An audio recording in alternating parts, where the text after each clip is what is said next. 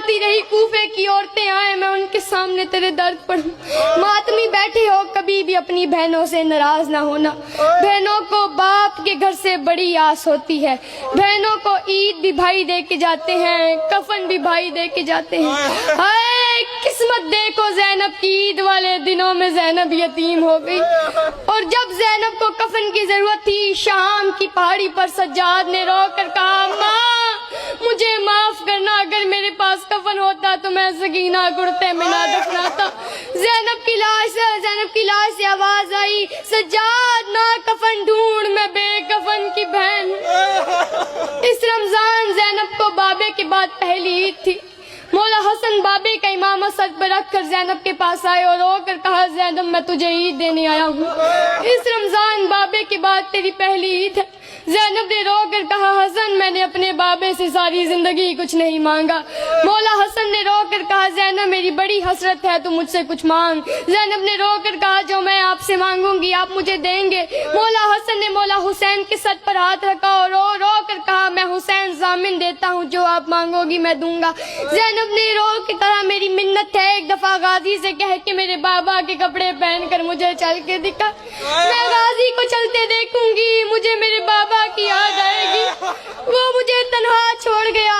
और जब आलिया का महमल कूफे पहुंचा अली आलिया के महमल के करीब आए, कांपते हुए हाथों से महमल का पर्दा उठाया। अली ने फरमाया ज़ैनब बीबी करीब आई। अली ने फरमाया ज़ैनब ये देख ये कूफे का दरवाजा है, ये दारुल लमारा है, ये कूफे की मस्जिद है, ये कूफे की गलियां हैं। बीबी ने तड़प कर फरमाया अली मैं आपकी पर्देदार बेटी हूँ, बाबा मुझे ये सब क्यों दिखा रहे हो। अली ने रो कर कहा ज़ैनब शरीफों को उजड़ते देर नहीं लगती। बस आ गई कदर की रातें। आखिरी रोजा इफ्तार किया उस बेटी के घर जिससे बड़ा प्यार था। रोजा इफ्तार करने के बाद मौला के दरवाजे पे शोर आया। मौला अब्बास उठे जाने के लिए। अली ने फरमाया अब्बास रुक मैं जाता हूँ। मौला दरवाजे के करीब गए। 4 घोड़े सवार शख्स दरवाजे के बाहर खड़े हुए थे, चेहरों पे निकाब। मौला ने फरमाया कौन। चारों घोड़े से जमीन पर आए। आवाज आई मौला सलाम। मौला ने फरमाया आधी रात मेरे दरवाजे पे क्या करने आए हो। उन्होंने हाथ जोड़ के कहा मौला मिन्नत करने आए हैं। मौला कूफे के हालात बेहतर नहीं हैं। मौला जब से ये 40 हिजरी का रमजान शुरू हुआ है मौला आपके खुतबों का रंग तब्दील हो गया है। मौला आपने पिछला खुतबा देते हुए फरमाया था, वो पूछा था आज कितनी रमजान है। मौला हम में से एक ने कहा था 17 रमजान है। मौला आपने कहा था बस दिन थोड़े रह गए हैं। मौला हमें बहुत डर लगना शुरू हो गया है। मौला आपसे एक साहबी ने सवाल किया था कि इस रमजान आपने अपनी दाढ़ी को खिसाब क्यों नहीं करवाया। आपने कहा था बहुत जल्द ये लहू से सुर्ख होने वाली है। मौला हमें बहुत डर लगना शुरू हो गया है। मौला हमने एक साथ बैठकर कसम खाई है कि आज के बाद तेरा साथ नहीं छोड़ेंगे। वो बोलते रहे, अली चुप सुनता रहा। वो बोलते रहे, अली चुप सुनता रहा। अली ने रो कर कहा आज मेरे दरवाजे पे पहरा क्यों देना चाहते हो। उन्होंने कहा मौला हम नहीं चाहते कि तेरी बेटियां परदेश में यतीम हो जाए।